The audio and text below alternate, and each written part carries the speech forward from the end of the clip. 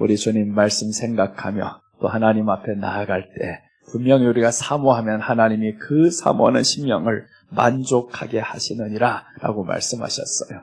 그래서 우리 사모함은 하나님의 말씀이 되기를 원합니다. 그 자리 계속 지켜오셔서 고맙습니다. 이규삼 집사님, 기억됐어요, 이름이. 참 위로가 되시는 집사님이었어요. 참 너무 고마운 집사님. 우리가 하나님 앞에서 아무도 나를 찾지 않을 때 주여 내가 여기 있나이다 하면 그때 기억에 남는 겁니다.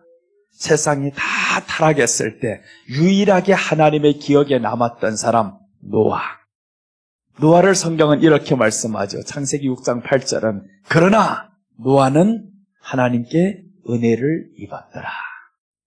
노아가 세상이 다 타락했습니다.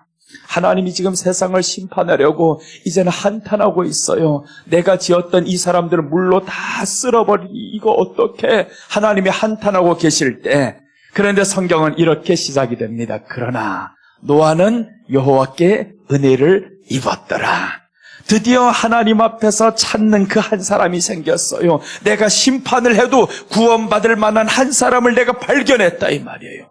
여러분 세상은 지금 점점 타락해가고 있습니다. 온 세상은 어둠 가운데 처해 있는데 하나님께서 찾는 그 한 사람은 빛 가운데 행하는 사람입니다. 빛 가운데 들어오는 그 사람. 그래서 세상에서 우리가 빛의 작용을 해야 되는데 내가 빛 안에 들어가지 않으면 우리는 빛을 자동 발광할 수가 없어요. 내가 빛을 받아야 빛을 발할 수가 있는 사람들입니다. 그러니까 빛 대신 예수님 앞에 우리가 나오는 길밖에 없죠. 예수님 앞에 나와서 그 빛을 채워 넣는 겁니다. 그 빛이 바로 하나님의 말씀이잖아요. 하나님의 말씀이 우리 빛이 되어서 그 빛이 내 안에 가득히 채워지면 그럼 어두운 세상에서 하나님께 보여진다라는 겁니다.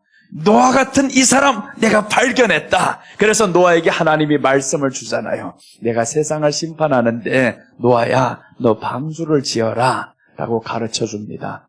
마지막 때를 준비하게 만들죠. 내가 심판하기 전에 너는 심판받으면 안 된다.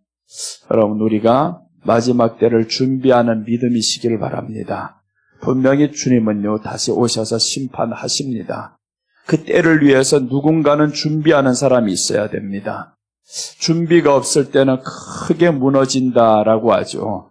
마태복음 7장에서는 준비 없이 살았던 사람들, 바람이 불고 창수가 일어날 때는 무너짐이 심하리라라고 합니다.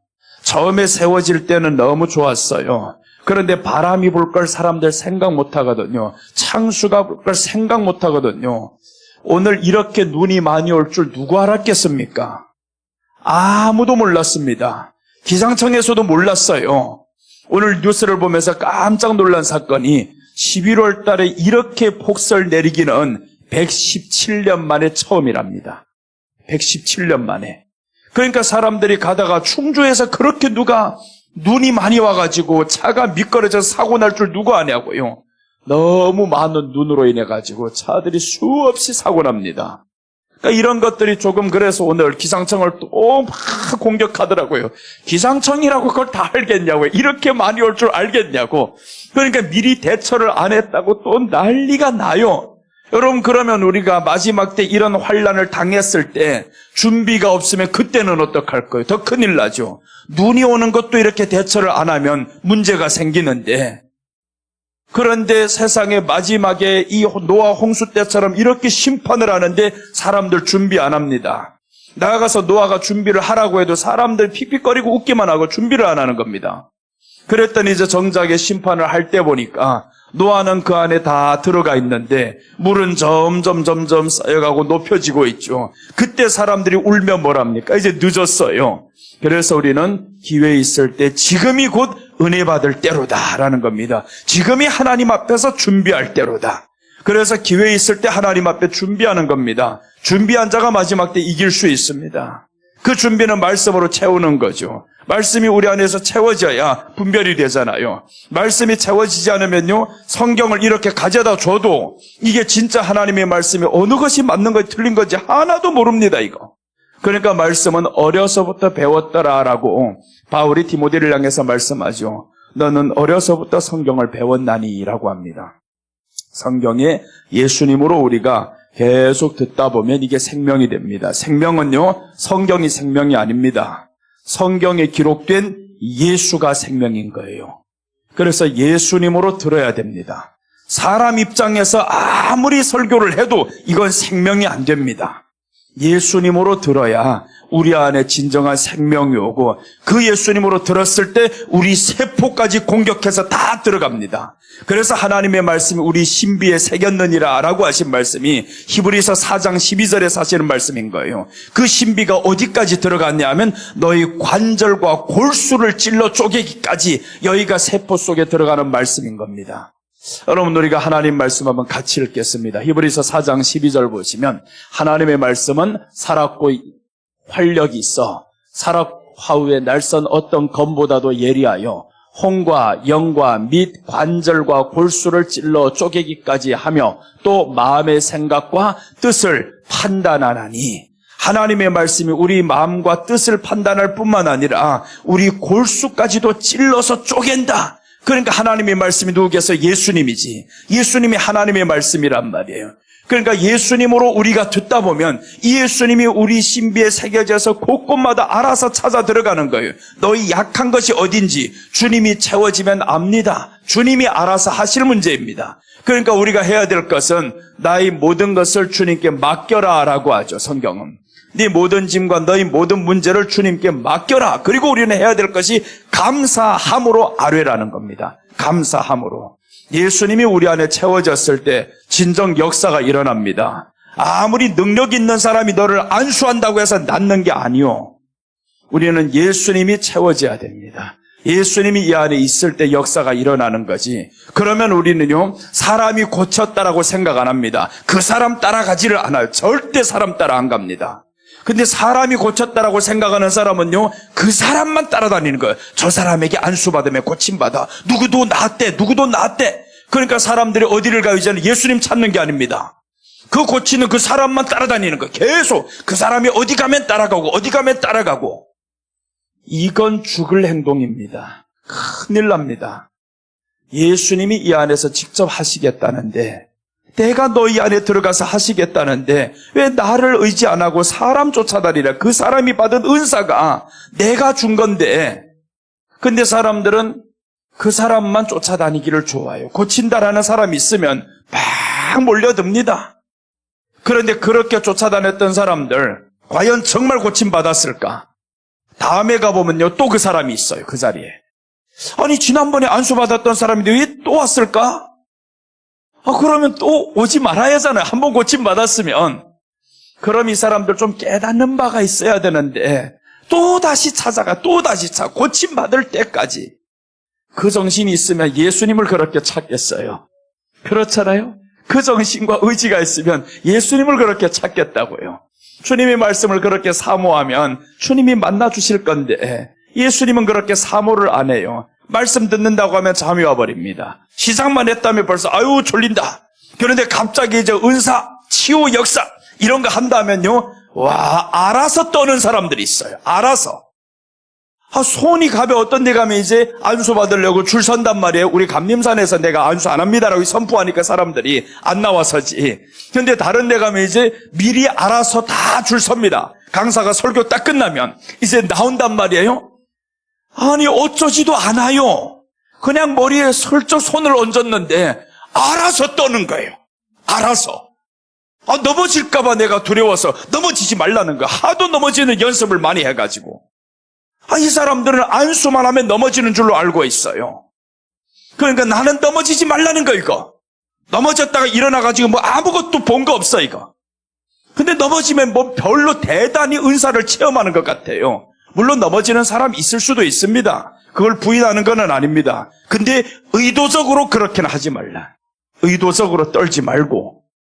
우리는 기도하는 상태에 있어야지 누군가가 기도한다고 몸이 막 떨면 이게 성령이 충만인 줄로 알고 있어요. 몸을 많이 흔들면 그게 충만으로 가는 줄로 알고 있단 말이에요. 근데 그 단계도 물론 필요합니다. 그 단계에 계속 머물러 있으면 안 되죠. 조금 지나가면 물이 끓다 보면 100도까지 가면 조용해지잖아요. 끓을 때는 소리가 나고 팡팡 뛰고 하지만 그러나 끓고 나면 조용해집니다. 이게 100도인지 뭔지 몰라요. 손만 대봐라 대 죽는다 이거. 그렇죠. 그게 그렇게 돼야 성령에 충만한 건 바로 그겁니다. 팡팡 뛴다고 해서 자기가 충만한 게 아니라 그때는 끓는 과정일 뿐입니다. 끓는 과정이에요. 남들 보기에는 와 물이 뜨겁다 하지. 근데 진짜 뜨거운 물은 100도가 된 물, 잠잠하고 조용한 물, 이 물이 진짜 뜨거운 물입니다. 여러분 우리는 그런 성령을 체험하시기 바랍니다. 그런 성령이 우리 안에 임해야 되는 거예요. 그래서 우리 과정은 이제 우리 주님으로 채우자라는 거예요. 예수님으로 채우면 두려움이 사라집니다. 환경이 문제가 있어요. 사업이 문제가 생겼어요. 우리 주님 앞에 의지합시다. 주님 살려주세요. 나 이것 때문에 근심하지 않기를 원합니다. 지혜를 주세요. 지혜를 주세요. 해결할 수 있는 지혜. 하나님이 직접 나타나서 해결하는 것이 아니라 하나님이 내게 할 수 있는 능력을 주셨습니다. 그러니까 그 능력이 내가 지금 발휘가 안 될 뿐인 거예요. 그러니 하나님 앞에 기도를 하잖아요. 하나님, 해결할 수 있는 지혜를 주시옵소서. 그렇게 하나님께 기도하다 보면 근데 말씀을 통해서 우리 주님이 계시하십니다. 그 가운데 말씀을 통해서 이 말씀이 우리 안에 깨닫게 되면 내가 물론 그것을 깨닫고 응답받으려면요 여기에서 벗어나야 됩니다. 그 근심에서 벗어나서 완전히 이 안에 들어갔을 때 새로운 세계의 상태에 우리가 머물러 있습니다. 그때 새로운 지혜가 임하는 겁니다. 내가 원래 있던 그 상태에서는 절대로 하나님의 계시가 임할 수가 없어요. 그러니까 우리가 어려움에 문제가 있고 참 마음에 고통이 있고 이러면요 그 고통 속에서 우리는 벗어나와야 됩니다. 그래서 이제 성경이 말씀하는 거예요. 빌립보서 4장 6절과 7절 보시면 이제 이 말씀과 함께 연결해서 갑니다. 자 보세요. 어떻게 나오냐 하면 빌립보서 보면 아무것도 염려하지 말고 다만 모든 일에 기도와 간구로 너희 구할 것을 감사함으로 하나님께 아뢰라. 자 보세요. 아니 염려 때문에 주님 앞에 왔단 말이에요. 지금 문제 때문에 왔는데 아무것도 염려하지 말라고 이게 말이 되냐고요. 그런데 이 단계에 들어갈 때 우리가 응답받는 겁니다. 이 단계에 들어가야 성경이 이렇게 지금 말씀하고 있죠. 아무것도 염려하지 말라. 다만 모든 일에 기도와 간구로 너희 구할 것을 감사함으로 하나님께 아뢰라. 그러면 이제 보세요. 7절. 그리하면 모든 지각에 뛰어난 하나님의 평강이 그리스도 예수 안에서 너희 마음과 생각을 지키시리라. 자 보세요. 그리하면이죠. 그리하면. 그러니까 이 말씀을 잘 읽지 않으면 그냥 기도만 하면 하나님이 지켜주는 줄로 알고 있어요. 아닙니다. 그 상태에 이르러야 됩니다. 아무것도 염려 없는 상태까지 우리가 빠져야 예수님 안에 들어가는 거죠. 그러니까 이제 베드로가 풍랑을 헤쳐가면서 지금 가잖아요. 바다 위로 걸어갈 때 그때 그 상태는 어떠한 상태냐면 근심과 걱정이 없는 상태입니다. 그 바다가 보이지 않는 상태, 예수님만 보이는 상태. 이렇게 가다 보니까 이게 바다인 줄로 몰라요. 그게 아무것도 염려하지 않고 가는 겁니다. 그러다가 가는 길에 있어서 갑자기 시선이 돌려지다 보니까 예수님에게 아무것도 염려하지 않고 봐야 되는데 그 예수님으로부터 시선 돌려집니다.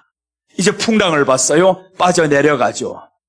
그러면 이제 우리가 지혜를 받을 수 없는 겁니다. 빠져내려가면. 그러니까 이제 아무것도 염려하지 말고 기도와 간구로 감사함으로 하나님께 아뢰라고 했어요. 그리하면 모든 지각에라고 하죠. 모든 지각에 지혜를 주시겠다. 해결할 수 있는 지혜를 하나님이 그때 우리에게 주신다라는 겁니다. 똑같은 말씀도 이렇게 보니까 다르게 보이잖아요. 여러분 그래서 우리가 깊이에 들어가면 들어갈수록 하나님의 말씀이 다른 각도로 보여집니다. 다른 각도로. 그러니까 우리가 정신 바짝 차리고 이 말씀 안으로 들어가다 보면 야 평소에 봤던 이 말씀이 오늘은 다르게 보이는 겁니다. 내 신앙의 수준에 따라서 이게 더 깊은 가운데로도 이렇게 들어가면 하나님의 말씀이 응답이 빨리 오죠. 응답이 빨리 오면 그래서 이제 모든 지각에 뛰어나신 이 하나님이 그리스도 안에서 우리 안에 평강을 주시겠다. 그 평강이 그리스도 예수 안에서 너희 마음과 생각을 지키시리라 라고 했죠. 그러니까 평강이 옵니다. 그 안에 상태에 들어가 버리면 평강이 초월하는 겁니다. 환경을 초월해서. 이제 오늘 본문으로 다시 한번 들어갈게요. 오늘 여기 유교병을 오후에 하다가 오늘 저녁을 위해서 남겨뒀어요. 의리 없는 사람들, 오후에 안 나온 사람들 몇 명 있어요. 그래가지고 그 사람들 그래도 어찌하겠어 이거. 남겨두자. 오후에 확 다 해버릴까 하다가 아니야. 그래도 남겨두자. 그래서 이제 남겨뒀어요. 유교병을 드렸다라고 했습니다. 여러분 여기에서 보세요. 화목제에서 무교병입니다. 무교병과 구운과사, 고운가루 기름 섞어서 무교병을 먹어야 할 때는 언제냐면 성경을 통해서 본 무교병은요. 무교절 날에 무교병을 먹어야 됩니다. 그런데 여기서는 유교병을 드려라. 유교병을 먹어야 된다라는 겁니다. 유교병. 그래서 우리가 성경을 통해서 한번 보겠습니다. 레위기 23장 6절 한번 봅니다.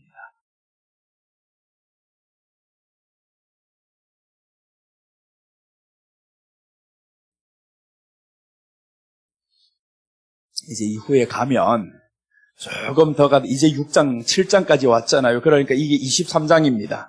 23장에 가서 다시 이 말씀을 지금 설교할 건데 내년 가야 이제 이거 할 수 있겠죠. 내년도 지금 갈지 말지 저희까지는. 자, 이달 15째 날은 여호와의 무교절이니 이래 동안 너희는 뭘 먹으라고요? 무교병을 먹어라. 무교절입니다.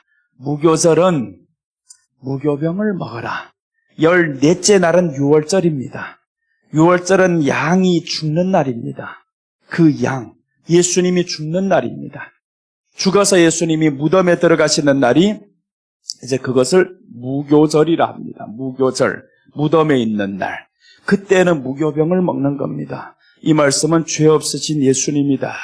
그것을 먹으면서 죄 없으신 예수님이다. 죄 없으신 예수님이다. 이것을 생각하는 겁니다. 십자가에 못 박힌 그 예수님이 그 십자가에 못 박히면서 수많은 사람들 그때부터 말하죠. 저는 의인이었도다. 아무 죄도 찾지 못하였도다. 이렇게 하면서 예수님이 무덤에 들어갔습니다. 무덤에 들어가시면서 무교병을 먹으라, 무교병을 먹어라. 구약에서 그렇게 말하죠. 그렇게 말하고 무교병을 먹어라, 무교병을 먹어라. 일주일 동안 무교병을 먹어야 된다. 예수님이 죄가 없다, 죄가 없다. 이것을 사람들로 하여금 계속 가르쳐주는 거죠. 비록 저분은 십자가에 처참하게 죽었었지만 죄는 없느니라, 죄는 없느니라. 이때는 무교병을 먹어야 됩니다. 그리고 이제 여기에서 16절, 17절 보시면 무교병이 아닙니다. 이제는 누룩을 섞어서 먹어야 됩니다. 그러니까 모르면요, 무교병을 먹어야 할 때 사람들이 유교병을 먹어버리고, 아니 유교병을 먹어야 할 때 무교병을 먹어버려. 이게 모르면 이런 실수들이 생기는 거죠. 그래서 하나님의 말씀을 모르면 죽는 줄도 모르고 박아버립니다. 자기가 맞는 줄로 알고 해서 모르면 자기가 생각하는 그것이 100%입니다. 맞다 그럽니다. 그런데 우리 맞고 틀림은 어디에서 나와야 되냐면 성경에서 나와야 됩니다. 내 지식에서 나오는 게, 내 확신에서 나오는 게 아니고 내가 배운 것에서 나온 게 아닙니다. 성경을 통해서 맞고 틀림을 우리는 찾아내자라는 거죠. 자, 그 다음 여기가 16절, 17절을 보시면 이제 뒤로 한번 더 가면요, 77절이 나옵니다. 이렇게 해서 이제 무교절이 지나가죠. 무교절 다음은 초실절입니다. 초실절로부터 시작해서 50일이 지나면 77절이 나옵니다. 이 77절은 신약으로 말하면 오순절을 의미합니다. 오순절이에요. 자, 그럼 보세요. 7 안식일 이튿날까지 합하여 50일을 계수하여 새 소제를 여호와께 드리되. 자, 보세요. 새 소제를 드린다라는 것은 여기도 소제죠. 여기가 소제인데 새 소제를 드리겠다라는 거예요. 새 소제를 드린다. 그러면서 먹어야 할 것을 말씀합니다. 17절. 너희의 처소에서 10분의 2의 바로 만든 떡 2개를 가져다가 흔들지니 이는 고운 가루에 누룩을 넣어서 구운 것이요 이는 첫 요제로 여호와께 드리는 것이며. 자, 보세요. 고운 가루에 누룩을 넣어서 구운 떡이라고 했죠. 고운 가루에 누룩을 넣었다. 누룩을 넣으면 부풀게 되어 있죠. 발효가 된단 말이에요. 그러니까 여기에서 77절은 무엇을 의미하냐면 여기는 누룩을 넣으면 안 됩니다. 무교병, 무교절에는 누룩을 넣으면 안 돼요. 부풀리면 안 됩니다. 그런데 77절은 부풀려야 된다. 이 부활하신 예수님을 흔드는 거예요. 흔들어서 와, 부활했어, 부활했어. 그 성령님이 우리에게 임하시면 그때부터 이 복음이 부풀려져서 많은 곳에 전파되어야 할 것을 의미합니다. 그러니까 여기에서 누룩을 넣어서 구운 것이 이는 첫 요제로 여호와께 드리는 것이며, 여호와께 드리는 것이요. 새 소제니까 첫 요제라는 겁니다. 여기서 사실은 요제가 있어요.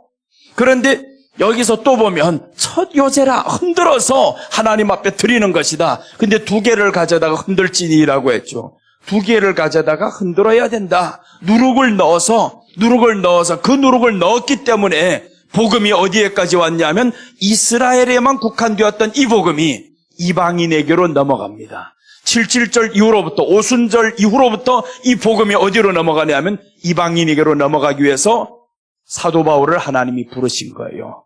그래서 사울아 사울아 라고 하면서 이 사울이 주님께 부름받은 이후로부터 이 사울을 이방인의 사도로 하나님이 쓰십니다. 이방인에게 복음을 전해. 그전에는 베드로가 먼저 고넬료 집에 갔었죠. 베드로가 고넬료 집에 갈 때는 이렇게 말하는 거예요. 환상을 봤어요. 너 이거 잡아 먹어라. 나 안 먹어요. 이런 거 율법에 더러운 것이어서, 부정한 것이어서 먹을 수 없습니다. 내가 먹으라는데. 그런데 이렇게 해가지고 3번이나 반복이 됩니다. 3번 반복이 되면서 그 집안에 누군가가 문을 두드리는 겁니다. 요바에서 왔는데 나를 이제 당신을 초대해서 가라는 명을 받았어요. 하나님이 이제 누군가가 요바에서 온다 그럼 가라는 거예요. 그래서 이제 베드로가 갔었죠. 가보니까 고넬료 집에 들어간 거예요. 고넬료가 구제를 많이 하는 사람이라 말씀을 사모하는 사람. 그래서 베드로가 와서 그 가운데 복음을 전하는데 성령이 임해버린 거예요. 놀라버렸습니다. 이방인도 성령을 받아 이거? 깜짝 놀란 거예요, 베드로가. 근데 와서는 입을 다물고 있습니다. 말을 못하거든요, 이거. 이방인에게 성령이 임했다는 건 말할 수가 없어요, 이 사람이. 그 광경을 바울이 아는 겁니다. 그래서 많은 사람들 모였을 때 그 사도 베드로를 책망합니다. 당신 그때 그런 일이 있었잖아. 왜 말 못해, 이거? 그래서 사울이 이제 바울로 이제 사역을 하면서 자기가 이방인의 사도로 내가 부름을 받았다라고 하면서 바울이 복음을 이방인에게 증거하게 되죠. 그런데 이 말씀이 성령이 임하기 전, 예수님이 십자가에 못 박히기 전에 한 사람이 발견합니다. 이 복음이 이방인에게로 가는 것을 발견했던 한 사람이 있어요. 그래서 예수님이 깜짝 놀랍니다. 야, 여인아, 네가 어떻게 그걸 알았냐, 이거. 이거 이스라엘 유대인들도 모르는 사건인데, 아니 성경을 그렇게 많이 안다고 했던 내 제자들도 몰라. 그러니 누가 아냐 하면 그 말씀을 알았던 한 여자가 나옵니다. 예수님이 너무 놀라서 야, 믿음이 크도다 이렇게 말씀하는 겁니다. 이제 두 본문을 통해서 볼게요. 하나는 누가복음 7장 28절과 29절 한번 보고, 하나는 마가복음에서 볼게요. 마가복음 7장입니다. 마가복음 7장 28절과 29절. 먼저 여기를 보고 그 다음에 마태복음 15장을 볼게요. 자, 보시면 여자가 대답하여 이르되 주여 올소이다마는 상 아래 개들도 아이들이 먹던 부스러기를 먹나이다. 이 말씀은요, 27절 먼저 봐야 이제 이해가 될 겁니다. 27절에서 예수님이 수로보니게 지금 지역에 왔단 말이에요. 이 여자 때문에 온 겁니다. 이방인입니다. 이 여자를 소개할 때 헬라이니오라고 합니다. 헬라이니오. 이것은 이방인이다라는 말이에요. 그래서 이제 여자가 27절 한번 위로 한번 올려주세요. 자, 보시면 예수께서 이르시되 자녀로 먼저 배불리 먹게 할지니 자녀의 떡을 취하여 개들에게 던짐이 마땅치 아니하니라. 그러니까 예수님이 저 여자 보기에는 어떤 사람이냐면 유대인인 겁니다. 유대인으로서 지금 율법을 말하는 겁니다. 이 율법에 의하면 자녀는 누구냐면 유대인이다라는 거죠. 자녀는 유대인인데 유대인이 먹던 이 떡을 너희들 먼저 먹는 거 합당치 않다라고 예수님이 말씀하는 겁니다. 그래서 자녀로 먼저 배불리게 먹게 할지니 자녀의 떡을 취하여 개들에게 던짐이 마땅치 않다. 개들, 너는 지금 헬라인인데 개다. 이렇게 지금 말해버렸어요. 그런데 이 여자가 너무 놀라운 대답을 합니다. 이건 상처 문제가 아닙니다. 이건 복음의 문제예요. 복음이 지금 유대인에게서 이방인으로 넘어간다라는 것을, 이 엄청난 비밀을 이 여인이 지금 발견하는 겁니다. 자, 보세요. 이제 28절입니다. 이 내용을 알고 이 본문을 보면 완전히 다르게 보입니다. 여자가 대답하여 이르되 주여 올소이다마는, 보세요. 올소이다. 맞다라는 겁니다. 먼저 유대인들에게 복음이 증거돼야 되는 게 맞습니다. 예수님의 제자들 다 유대인 맞잖아요. 예수님이 자기 고향에서 이렇게 복음을 전했잖아요. 맞다 이겁니다. 맞다. 그런데 예수님이 고향에서 복음 전하다가 쫓겨납니다.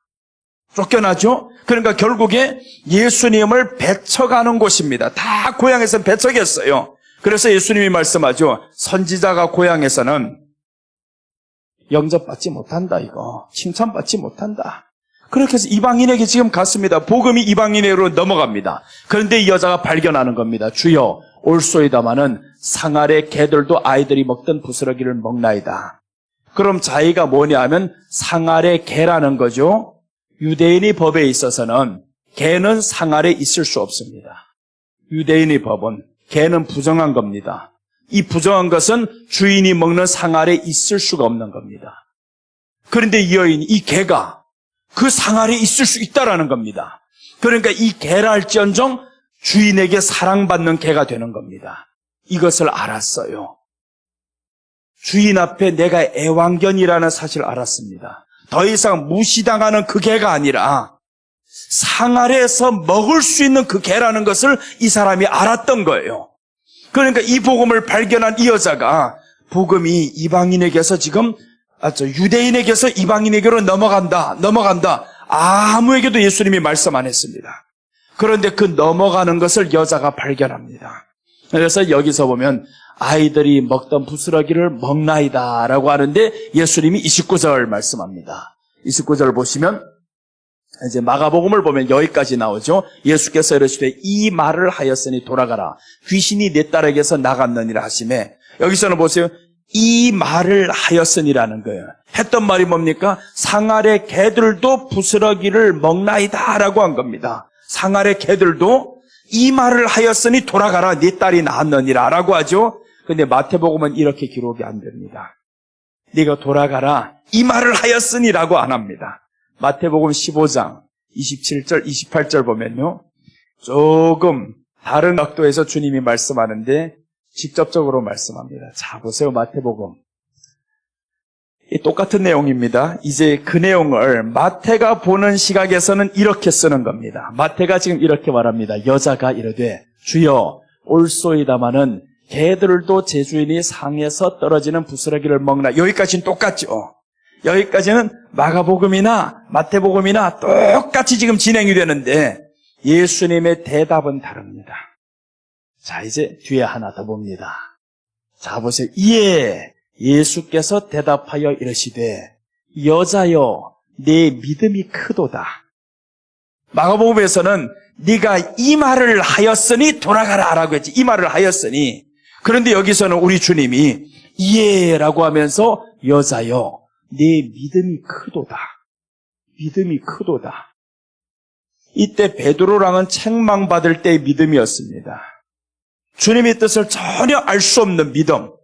그런데 이 사람은 믿음이 크도다라는 칭찬을 받아요. 마태복음 15장이죠. 이 마태복음 15장에서 믿음이 크도다라는 것은 벌써 마태복음 5장 넘어서 이제 8장부터는 계속 기적만 일으킵니다. 기적만 일으키는데 그 기적 가운데서 제자들이 발견 못하는 겁니다. 이 복음이 이방인에게로 갈 것이라는 것을 몰라요. 근데 여자가 드디어 발견합니다. 귀신 들린 딸을 둔 이 엄마가, 그것도 이방인이 발견을 하는 겁니다. 그래서 이 여자를 향해서 말씀하죠. 여자여 네 믿음이 크도다. 네 소원대로 되리라 하시니 그때로부터 그의 딸이 나으니라. 그러니까 그 믿음은 어떤 믿음이었냐면 예수님의 비밀을 발견한 믿음이었어요. 그러니까 우리가 고침받는 이런 역사는 어디에서 오냐면 예수님의 비밀을 발견하는 믿음이어야 된다는 거예요. 하나님의 말씀을 발견하는 그 믿음이 우리 안에 있으면 그 말씀이 우리 안에 생명이 되게 만드는 겁니다. 그냥 주기도문 100번 해가지고 생명이 되고 역사 일어나는 게 아닙니다. 옛날은 그렇게 해도 가능했습니다. 근데 시간이 오래 지나면요, 성경은 말씀합니다. 너희가 벌써 선생이 되어야 할 터인데 아직까지 초보가 되었느냐? 우리 주님은 이렇게 책망하잖아요. 지금은 세월이 오래 지났습니다. 초보 때가 아닙니다. 이제는 선생이 되어야 할 때입니다. 그런데 아직까지도 그런 낮은 차원에 있으면 주님이 듣지 않죠.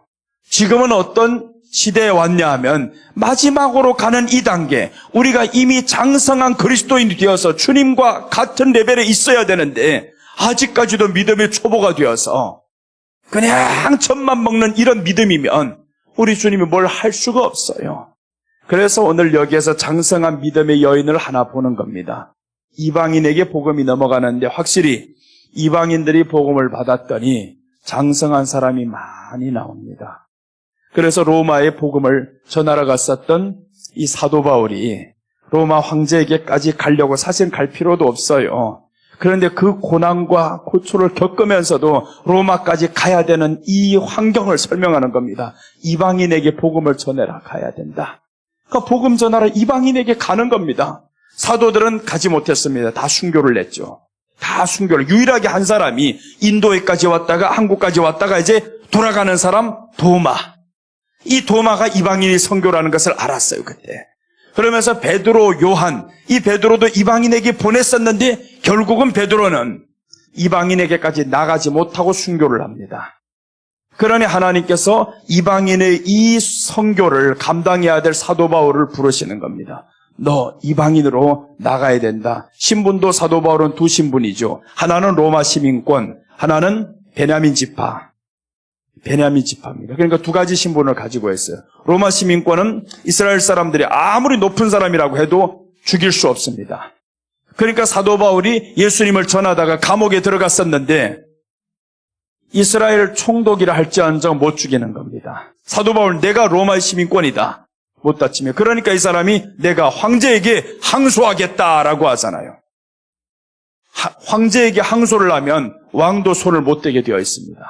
그래서 로마로 이 사람이 이제 가는 거죠. 배를 타고 가면서 그 모든 어려움을 겪죠. 뱀에게 물리기도 하고 이런 사건들을 겪으면서 결국에 보세요. 이런 많은 고생하면서 결국에 이 복음이 이방인에게로 왔단 말이에요. 그것을 발견한 이 사람입니다. 그리고 이제 구약에서도 보세요. 이미 신약의 마태복음 시작하면서 복음이 이방인에로 갈 것이라는 것을 족보에서 말씀해 두고 있어요. 그런데 구약은 어떻게 말씀하냐 하면 유대인들이 이 말씀만 철저히 믿는 겁니다. 우리 성경 어디를 보냐 하면 신명기 23장 3절 한번 보겠습니다. 3절과 4절.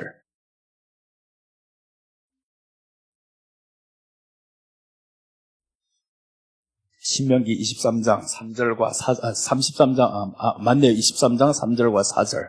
자, 보세요. 여기를 잘 보면 이렇게 나와 있습니다. 이것은 모세가 정해둔 겁니다. 율법으로.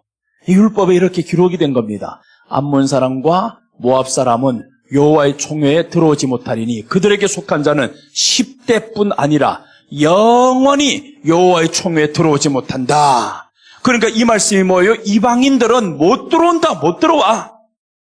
유대인들 그렇게 알고 있죠. 이방인들은 구원이 없어. 우리만 구원이 있어. 봐라, 여호와의 총회에 영원히 못 들어온다 했지 않냐? 그렇게 하면서 이방인은 이제 점점 배쳐가게 됩니다. 그러니까 이제 훗날에 이방인이 되어가는 북이스라엘이 남유다는 그렇게 싫은 겁니다. 네가 이방인이 돼? 사마리아가 이제 저 아합하고 결혼을 해? 두고 볼 수가 없는 겁니다. 저들은 너희들은 가짜야. 망해도 싸. 맞아도 싸. 이렇게 되는 거죠. 그래서 이제 이방인들은 개로 취급합니다. 이 점점 가면서 이런 말씀들이 유대인 특권 사상을 지금 심어 넣어줬습니다. 그럼 여기서 한번 잘 보자는 거예요. 이 말씀이 이렇게 된다 하면 모압 여인 여러분 생각나는 사람이 없어요? 모압 여인이 누굴까요? 룻이라는 여자가 나오죠. 자, 이 말씀 그대로라면 10대뿐 아니라 영원히 여호와의 총회에 들어오지 못하리라고 했죠. 영원히. 그러면 이 말씀이 조금 지나가서 사사기 지나고 룻기가 시작이 된단 말이에요. 사사기 뒤에 룻기가 시작이 되는데 그 룻기에서 모압 여인 룻이 나옵니다. 모압 여인. 이 룻이 어디에 들어가냐 하면 마태복음 1장에 보면 룻이 보아스에게서 오벳을 낳고 이런 말씀 족보에 들어가죠. 예수님의 족보. 아니 여호와의 총회에 못 들어간다며. 근데 어찌 족보에까지 들어갔냐고요. 그 모압 여인이 이방인에게 복음이 들어갈 것을 이미 벌써 구약 성경에서 말씀해 주신 겁니다. 그래서 우리가 구약 안에서 감추어진 이 비밀을 찾아내야 되는 겁니다. 이런 비밀들이 이미 감추어진 것들을 다 있었는데 제자들은 모르는 겁니다. 아무도 그것을 몰랐어요. 그런데 이방인인 이 여자가, 헬라인 여자가, 이 헬라인이 드디어 예수님, 나 상 아래 개가 맞습니다. 부스러기, 아이들도 그 아래서 이 상 아래에서 떨어지는 아이가 떨어진 그 부스러기를 개가 먹을 수 있습니다. 그 말씀을 하는 겁니다. 내가 개는 맞아요. 인정을 해요. 그러나 그 부스러기 저들이 떨어뜨린 거잖아요. 먹기 싫어서 떨어뜨린 거잖아요. 그러니까 이 사람이 받아 먹겠다 이거예요. 저들이 버린 것. 그래서 구약 성경은 뭐라고 말씀하냐면 건축자들이 버린 돌이, 모퉁이 그 돌이 이제 저들에게는 기초석이 되는 겁니다. 건축자들이 그 돌을 버렸습니다. 예수님을 버렸잖아요. 그러니까 이 돌이 이제는 저 이방인들에게 가는 거죠. 오늘 이 말씀이 지금 우리에게 선포된, 그럼 왜 이 사람들 못 들어가냐고요. 그럼 여기서 모압인이라는 거 우리가 이해를 해야죠. 그럼 모압 사람과 암몬 사람은 뭘 했길래 못 들어갔고, 근데 모압 사람이 룻은 왜 들어갔냐고요? 앞뒤가 안 맞잖아요. 하나님이 말씀해놓고 하나님의 말씀이 어떻게 앞뒤가 안 맞냐고요. 그러니까 하나님의 말씀은 끝까지 다 봐야 됩니다. 그 안에 내용의 깊이를 봐야 되는 거죠. 그럼 여기에서 암몬 사람과 모압 사람이 뭘 했기에 못 들어가게 하냐? 그럼 오늘날의 모압 사람과 암몬 사람이 누구냐라는 것을 신약에서 말씀합니다. 마태복음에서, 자, 이제부터 잘 들어야 이게 연결이 됩니다. 자, 이제 잘 보시면 4절입니다. 못 들어간다고 했죠? 못 들어가는 이유를 4절에 설명합니다. 왜 너희들이 못 들어가냐? 4절 보시면 그들은 너희가 애굽에서 나올 때 떡과 물로 너희를 길에서 영접하지 아니하고 메소포타미아의 부돌 사람 부올의 아들 발람에게 뇌물을 주어 너희를 저주하게 하려 하였으나, 그러니까 여기에서 가장 주는 특징이 너희를 영접 안 했다라는 거죠. 너희가 애굽에서 나올 때 너희를 영접 안 했어. 그러니까 우리 주님께서 저희들은 영원히 여호와의 총에 들어가지 못한다라는 것은 모압 사람과 암몬 사람이 누구냐면 하나님의 사람들을 영접 안 한 사람, 하나님의 복음을 영접 안 한 사람, 이런 사람들 영원히 여호와의 총에 들어가지 못한다. 그 말씀인 거죠. 이 말씀은 이제 신약에 와서 직접 말씀합니다. 마태복음 10장 14절과 15절을 보시면 이 말씀이 나옵니다. 영접 안 한 이 사람들 드디어 신약에 드러납니다. 그러니까 이제 모압 사람과 암몬 사람이 누구냐? 오늘 여기에서 말씀하죠. 자, 마태복음 이제 넘기면요, 이 말씀에서 이어서 이게 다 지금 연결이 되는 거예요. 직접적인 연결입니다, 이거는. 자, 그래서 마태복음 10장 한번 보겠습니다. 10장 14절에서 15절입니다. 네. 이렇게 성경 많이 찾는 거는요, 감림산에서만 가능한 겁니다. 감림산에서만 가능해요. 다른 데 가면 미리 다 원고 찾을 걸 줘야 되거든요. 근데 이거는 없어요. 내가 미리 준비된 게 아니라 준비됐으면 미리 다 줄 수가 있는데, 그래서 원고를 달라면 참 이게 성경 구절 띄울 거 먼저 달라는 거예요. 너무 곤란해요, 이거. 나도 모르겠는데 지금은. 그래서 기록된 것만 주다 보면 새로운 게 가득 나오는데 이거 할 수가 없어요. 근데 우리 감림산에서는 하도 오래가 되어가지고 이제는 너무 뒤에서 잘해준단 말이에요. 그냥 말씀, 어떤 말씀이든 다 띄워줍니다. 자, 보시면 누구든지 너희를 영접하지도 아니하고 너희 말을 듣지도 아니하거든 그 집이나 성에서 나가 너희 발의 먼지를 떨어버리라. 자, 보세요. 여기에서 누구든지 너희를 영접 안 하지. 이 사람이 누구예요? 10장 1절부터 제자들을 파송했습니다. 제자들을 둘씩 보내면서 이제 다 복음 전하러 들어가라는 겁니다. 그런데 이 사람들을 영접 안 한 사람들, 구약에서는 애굽에서 나온 너희들을 영접 안 한 저 모압 사람과 암몬 사람 여호와의 총에 들어가지 못한다. 그러니까 오늘 복음을 전하는 사람들, 영접 안 한 사람들이 죄를 의미합니다. 그들이 죄가 얼마나 큰지 영원히 여호와의 총에 들어가지 못한다. 자, 그래서 이 사람들 내보내면서 뭘 하냐면 지갑 가지고 가지 마. 전대 돈 넣고 가지 마. 물도 넣지 마. 옷 두 벌옷도 가지고 가지 마. 영접하는 사람이 있을 거야. 복 받을 사람과 화 받을 사람 내가 가려낼 것이야. 이 말씀하고 똑같죠. 그 다음에 이제 15절 보시면 이렇게 나옵니다. 이게 엄청난 저주입니다. 구약하고 똑같은 저주입니다. 자, 보세요. 내가 진실로 너에게 이르노니 심판날에, 자 보세요. 심판날에 소돔과 고모라 땅이 그 성보다 견디기 쉬우리라. 소돔과 고모라가 얼마나 악했어요. 하나님이 직접 내려와서 심판했던 그 땅이 더 견디기 쉽다라는 거예요. 그러니까 소돔과 고모라보다 더 악한 사람이 누구냐면 복음 전하러 나간 사람들, 거절한 사람들. 그 사람들 더 악한 사람입니다. 이것을 알면 저들이 거절하겠어요? 모르니까 거절하죠. 그러니까 복음을 전하러 나가는 사람들에게 아무 근심하지 말고 나가라는 겁니다. 너희 복음을 받아들이는 사람, 너를 영접하는 사람, 내가 기억하겠다. 그리고 이제 영접 안 한 사람이 있어? 증거를 남겨라 했잖아요. 나갈 때 발에 먼지를 떨어버려라. 발에 먼지를 떨어 증거를 남겨라 이거. 반드시 내가 기억한다. 구약으로 한번 볼게요. 오늘 이 말씀이 나왔죠. 또 이제 한 사람이 나옵니다. 기생이 나오죠. 여리고성에 기생 라합이라는 여자가 나와요. 여리고성은요 하나도 남기지 않고 다 죽여야 됩니다. 하나님의 명령입니다. 하나도 남기면 안 되는데, 그런데 그 가운데서 아간이라는 자가 남겼죠. 돈도 남기고 재물도 남기고. 그런데 여기에서 아니 하나도 남기지 말라며. 근데 누가 살아남냐 하면 라합 가족이 살아남습니다. 라합 가족이 왜 살아남았냐? 정탐꾼들을 영접했어요. 정탐꾼들을 영접해가지고 이 정탐꾼들을 살려줬습니다. 이 정탐꾼들은 뭘 하러 왔냐 하면 우리나라를 멸망시키러 온 이 정탐꾼들.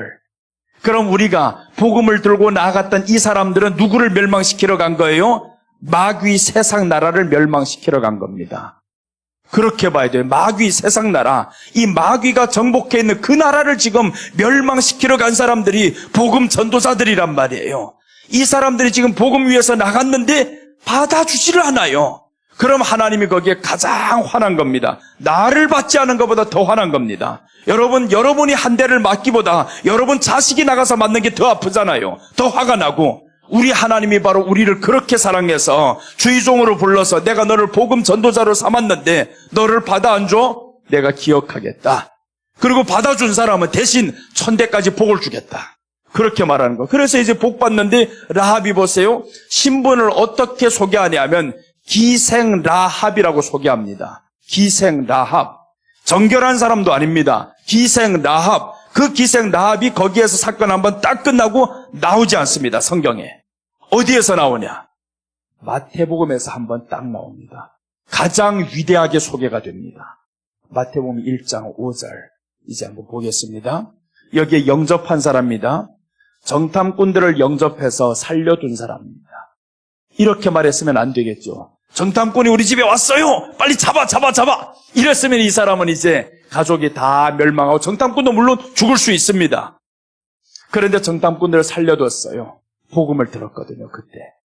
그리고 이제 이 정탐꾼들이 오기 전에 이스라엘에게 함께 하신 그 하나님을 이 사람들이 다 들었습니다. 온 성이. 그래서 여리고 성은요, 공격하는 성이 아니라 돌아야 되는 성입니다. 어떻게 성경이 말하냐 하면 문이 닫힌지라라고 있습니다. 여리고 성이 닫힌지라 저희들이 소문을 듣고 여리고 성이 꽁꽁 닫혔습니다. 공격할 수 없는 성입니다. 그러니 하나님께서 그래? 그럼 돌기만 해라. 너희들 힘으로 보니까 안 되겠다 이거. 그러니까 돌기만 하라는 겁니다. 돌기만 해. 할 수 있는 게 지금 이거밖에 없는데 여러분 우리에게 여기서 주는 교훈이 있습니다. 할 수 있는 거요? 하면 됩니다. 그냥 가만히 있으면 안 되는 거예요. 무리하게 해서도 안 되고요. 그러니까 힘도 없는데 괜히 여리고성을 우리가 한번 멸해보자 해가지고 거기에서 사다리 만들어가지고 올라가 봐요. 이게 다 죽지. 그러니까 하나님이 저희들 안에서 이미 벌써 떨고 있어요. 문이 꽁꽁 닫혔고. 그래 그럼 할 수 있는 거 하나밖에 없겠네. 돌아라. 매일 돌기만 해라. 돌기만 하면 하나님이 능력으로 이제 할 것이다. 이렇게 해서 결국에 여리고성을 돌죠. 그런데 그 가운데서 라합이 여기에서 이 사람들을 살려줘도 여리고성은 망하고요. 죽여도 여리고성이 망합니다. 그러니까 너 한 사람 때문에 이 여리고성이 지금 보존되거나 그렇지를 않아요. 그러니까 복음을 우리가 받는다고 하면 얼마나 좋아요. 그래서 여기에서 라합은 선택합니다. 나 살려줄게요.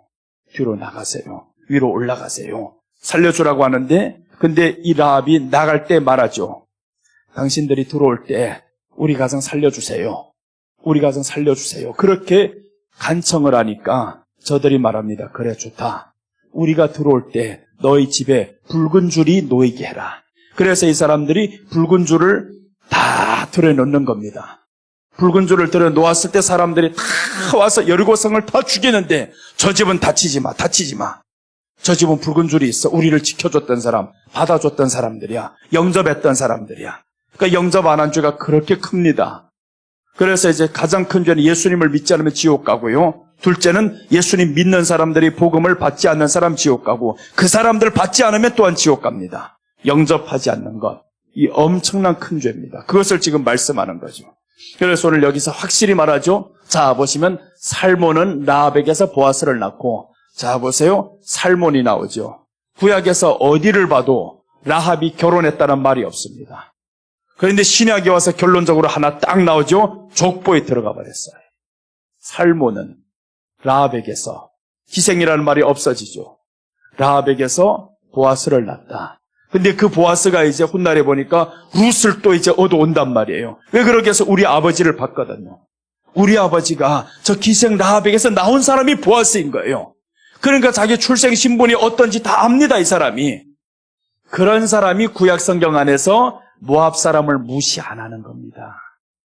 우리 자신을 알아야, 우리가 죄인이었다는 사실을 알아야, 그래야 남을 나보다 낫게 여긴다라는 거예요. 근데 왜 사람들이 자꾸 무시하고 사람들이 이렇게 낮게 보고 하는 것은 자기가 죄인이었다는 사실을 모릅니다. 자기가 최고인 줄로 알고 있죠. 사도 바울은 내가 죄인 중에 괴순이라라고 했죠. 그러니까 이 사람은 절대 교만하지 않는 겁니다. 내가 가장 괴수다. 죄가 많은 사람이야. 그러니까 나는 남의 죄를 볼 수 있는 자격도 없어. 사도 바울이 그래서 늘 겸손을 유지하면서 가잖아요. 여러분, 우리가 정말 오늘 이 말씀을 통해서 본다면 영접이라는 게 그렇게 중요합니다. 그래서 이제 마태복음에 보면 이제 믿음으로 구원을 받지만 여기 안에서 마태복음에 보세요. 왼편에 선 사람과 오른편에 서 있는 사람 구분합니다. 근데 왼편에 선 사람은 악하고 이것들을 향해서 주님이 뭐라고 하냐면 저 영벌에 들어가라는 거예요. 저 영벌에 들어가라, 지옥 가라라는 말이죠. 왼편에 선 사람 누군지 한번 볼게요. 오른편에 선 사람이 누구고 왼편에 선 사람이 누구냐. 마태복음 25장 33절부터 40절까지 보면 내용이 사실은 반복됩니다. 받았던 내용을 예수님이 다시 한번 반복하고 이렇게 여기서 보면 이렇게 말씀합니다. 양은 그 오른편에, 염소는 왼편에 두리라. 이제 양과 염소를 갈라서 오른편과 왼편을 지금 나눴죠. 나눴는데 여기서 누가 양이고 누가 염소인가 보세요. 여기 보면 그때 임금이 그 오른편에 있는 자들에게 이르시되 내 아버지께 복을 받은 자들이여 나와 창세로부터 너희를 위하여 예비된 나라를 상속받으라. 이렇게 복받으라 하고 오른편에 있는 양들에게 지금 축복합니다. 그러니까 저들이 어리둥절해요. 자, 보시면 35절에 보면 이렇게 말씀하죠. 그 이유를 설명합니다. 너희들이 받아야 할 복, 왜 받아야 하는지 이제 설명한다라는 거죠. 내가 줄일 때라고 합니다. 내가 줄일 때 너희가 먹을 것을 주었고 목마를 때 마시게 하였고 나그네 되었을 때 영접하였고라고죠. 내가 줄일 때 너희가 주었다. 그 말씀은 우리가 지금 하고 있는 화목제입니다. 이 화목제, 줄이고 있는 성도와 형제를 보았을 때 너 주었다라는 거죠. 영접했다. 그래서 화목제를 안 드리는 사람, 구약에서 화목제가 무너진 이 솔로몬이 망하는 겁니다. 화목제가 무너지니까 솔로몬은 망합니다. 그때부터 죄가 많이 들어오죠.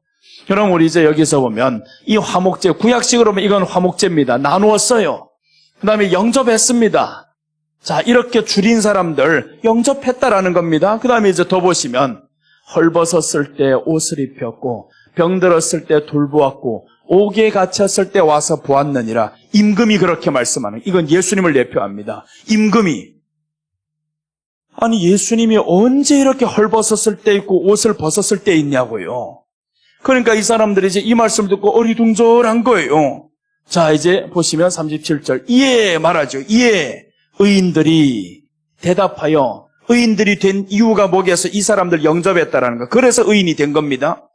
그러니까 의인들이 대답하여 이르되 주여 우리가 어느 때에 주께서 줄이신 것을 보고 음식을 대접하였으며 목마르신 것을 보고 마시게 하였나이까? 우리는 주께 그렇게 한 적이 없습니다. 라는 이 말이잖아요. 주께 그렇게는 안 했어요. 그랬더니 이 주님이 뭐라고 하시는가? 이제 뒤에 보시면 이렇게 말씀합니다. 39절 보시면 39, 40절 보시면 이렇게 말씀하죠. 어느 때, 먼저 39절부터 봐요. 이 사람들 계속 이제 하는 이야기가 있으니까 어느 때 병드신 것이나 옥에 갇히신 것을 보고 가서 배웠나이까? 옥에 갇혔고 병들었고 우리가 뵌 적은 없습니다. 근데 한 거는 확실히 했어요, 이 사람들이. 누구에게 했냐면 주님이 말씀하죠. 40절에서 임금이 대답하여 이르시되 내가 진실로 너에게 이르노니 너희가 여기, 자 보세요. 이 사람들에게 말하면서 너희가 여기라는 거예요. 여기는 누구겠어요? 내 형제다. 내 형제다. 그 형제가 누구였어요? 제자들이죠. 제자들에게 주님이 보내실 때 옷 두 벌로 가지고 가지 마. 전대 돈 넣고 가지 마. 너희를 영접하는 자 내가 복이 임하게 할 것이고 영접 안 하는 자 발에 먼지를 떨어버리라. 저희들을 심판하리라. 그런데 이렇게 내 형제에게라고 합니다. 내 형제에게 이르노니 너희가 여기 내 형제 중에 지극히 작은 자 하나에게 한 것이 곧 내게 한 것이라. 그러니까 이게 얼마나 중요해요. 선교사님들이 나가서 지금 해외 나가서 선교를 하잖아요. 그럼 이 사람들이 무시당하고 때로는 쫓겨나고 이런 일들 있단 말이에요. 그 사람들이 받을 화 상상도 못합니다. 몰라서 그렇지 처음에는. 그런데 언젠간 이 사람들이 회개하고 다시 받아들이면 되겠지만 그런데 끝까지 안 하잖아요. 그 심판이 옵니다. 왼편에 있는 자가 됩니다. 왼편에 있는 자들. 그래서 오늘 오른편에 있는 사람들 이런 사람들이었습니다. 오른편에 이렇게 받아들였던 사람, 영접했던 사람. 예수님이 아닌 거 이거는. 예수님 믿는 사람, 복음 전하는 사람들, 이 사도들, 예수님 제자들, 이 사람들을 받아준 겁니다. 영접해서 먹여주고 입혀주고 병들었으면 치료해주고 이런 일을 했던 사람. 이 사람들이 어디에 들어갔냐면 우편에 들어갔습니다. 여러분들이 나가서 복음을 전했을 때 안 믿는 사람 그렇게 하겠어요? 못하죠. 믿는 사람들이 해주는 겁니다. 믿는 사람들이. 그러니까 선교사님들이 나아가서 복음을 전했을 때 그 믿지 않는 그 사람이 우리를 영접하는 게 아니라 그곳에서도 믿는 사람이 있어요. 그럼 그 사람들이 우리를 영접하게 된다라는 겁니다. 영접하죠. 오늘 이 사람들이 지금 영접했습니다. 영접했던 사람들 양이 되어서 오른편에 있고 의인이 되었다라는 거죠. 그 다음에 이제 왼편에 있는 자들입니다. 41절부터 보세요. 왼편에 있는 사람들. 다른 차이가 없습니다. 그대로 성격이 또 반복이 됩니다.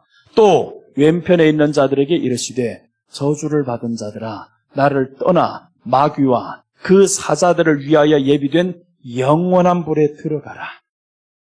이 저주받은 자들, 왼편에 있는 자들, 그러니까 왼편에 있는 자들을 왜 우리가 저주를 받아야 되는지 모르고 있어요.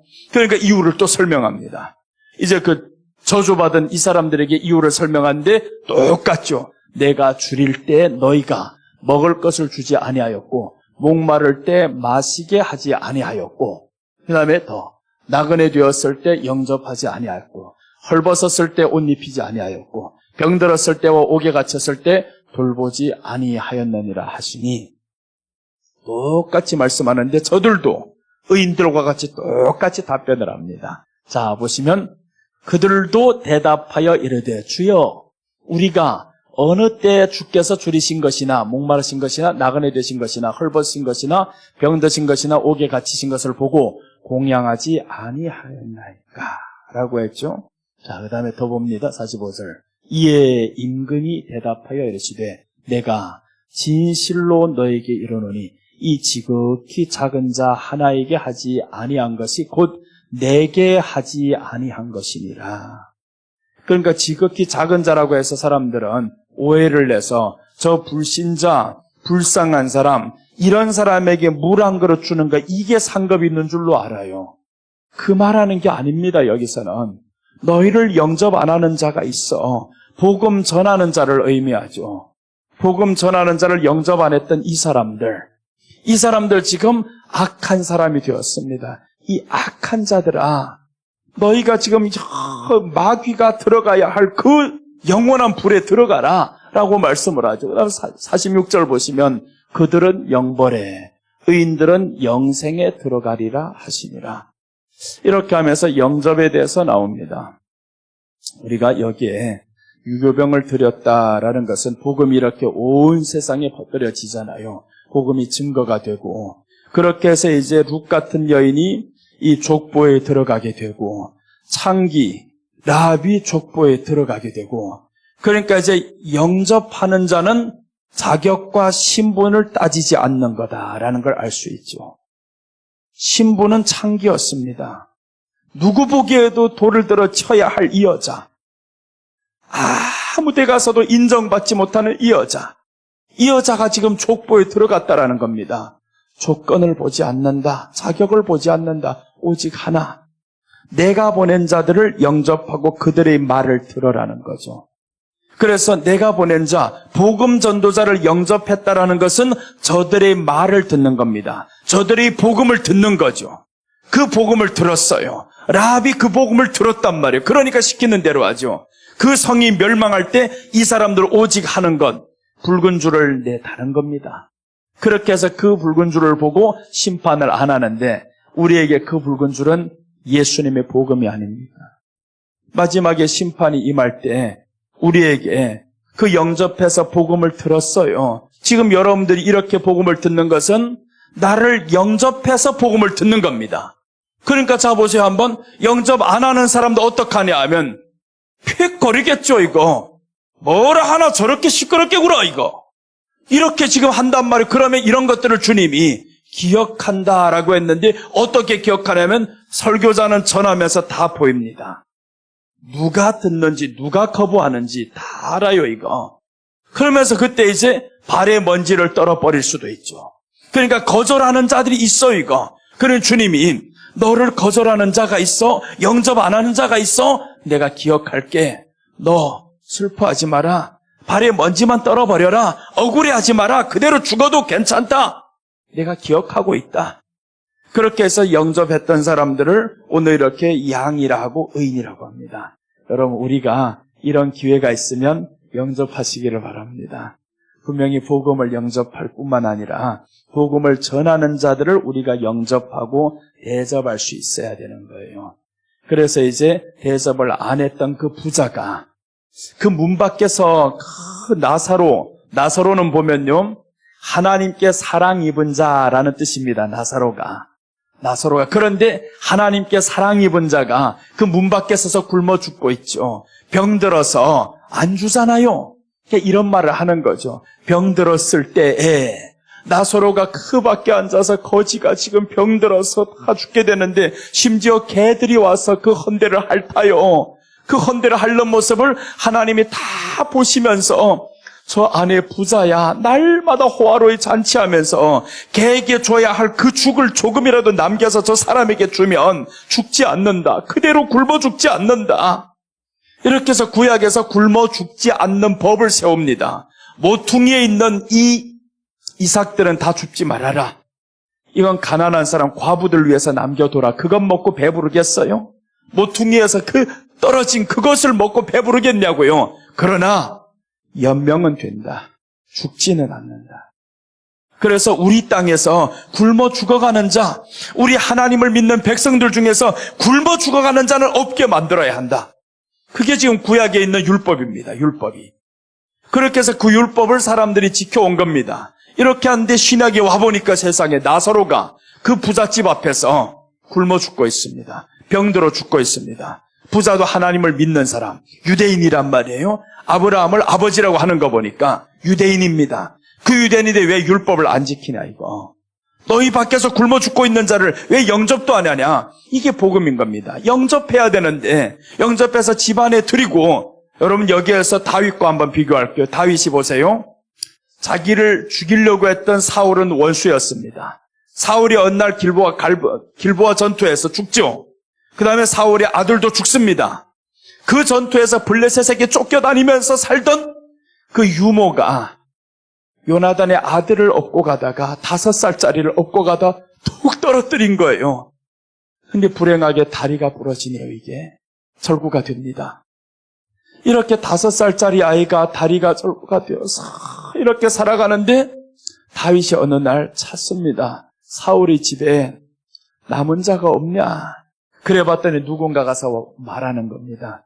요나단의 아들이 있는데 무이보셋이라고 합니다. 다리 저는 자가 있습니다. 그렇게 해서 그 사람을 불러오죠.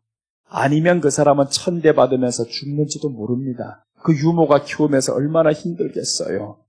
그래서 다윗이 불러옵니다. 그래, 네가 요나단의 아들이냐? 사울의 손자냐? 네, 맞습니다. 그랬더니 다윗이 뭐라고 하냐면 너 오늘부터 내 상에서 함께 먹어라. 내 상에서 함께 먹으라는 거죠. 굶어 죽어가는 사람, 원수가 죽이고자 했던 이 사람을 내 상에서 먹으라는 겁니다. 최고로 영접합니다. 최고로. 하나님이 그걸 보면서 얼마나 좋아했겠어요. 그런데 신약에 와서는 그 부자가, 다윗 같은 그 부자가 그렇게 안 하는 겁니다. 그래서 성경이 시작할 때 보면 이렇게 하죠. 이 부자는 날마다 호화로이 잔치하더라 라고 나옵니다. 비교가 되죠. 날마다 호화로이 잔치하면서 그 사람은 안 보이는 겁니다. 나만을 위해 살아가는 사람, 너 영접 안 한다. 그 하나님의 사랑을 입은 자다. 왜 그 사람을 그렇게 영접 안 했냐? 그 사람을 영접했으면 너에게 복음을 전했을지도 모르지 않냐?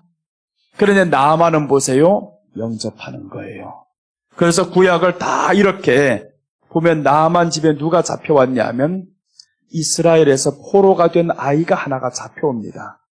이 아이가 나만이 형편을 보니까 사람은 좋은데 나병이 있어요. 매일마다 나갈 때 보니까 항상 계속 뭔가는 계속 방에서는 한참 포장하고 그리고 이제 나옵니다.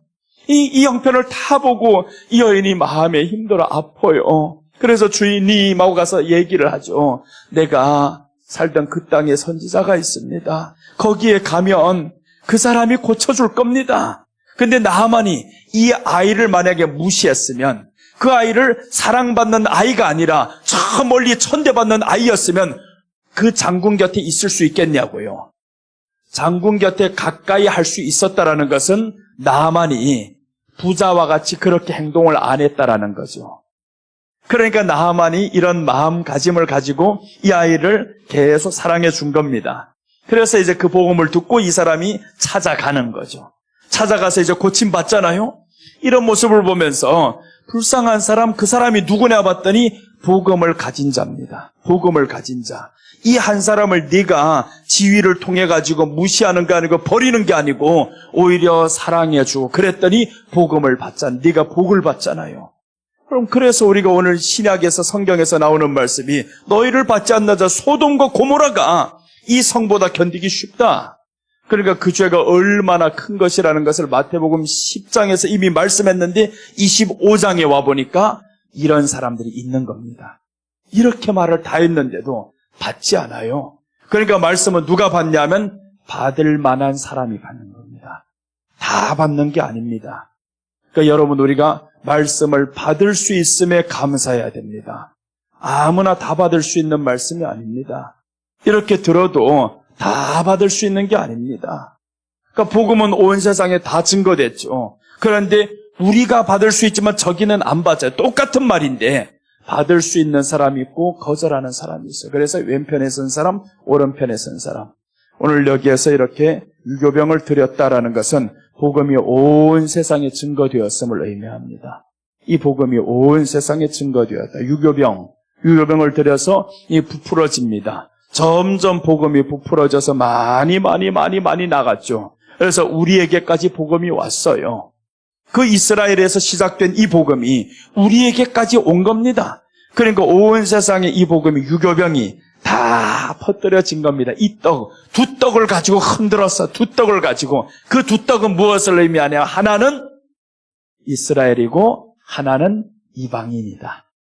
그래서 이방인과 유대인이 다 구원받게 될 것을 알고 흔드는 겁니다. 다 구원받아서 깨우는 거예요, 이제. 이방인도 구원받고 유대인도 구원받고 다 구원받아야 돼. 우리 골로새서 1장 한번 보겠습니다. 1장 6절.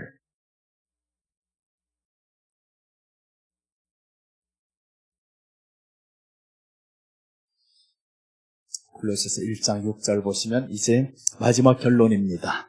그래서 이 복음이 이미 너희에게 이르매 너희가 듣고 참으로 하나님의 은혜를 깨달은 날부터 너희 중에서와 같이 또한 온 천하에서도 열매를 맺어 자라는도다. 여러분, 이렇게 설명된 다음에 이 말씀 보니까 다르죠. 처음에 이 말씀 보았으면 아무런 뜻 없이 그냥 지나가 버립니다.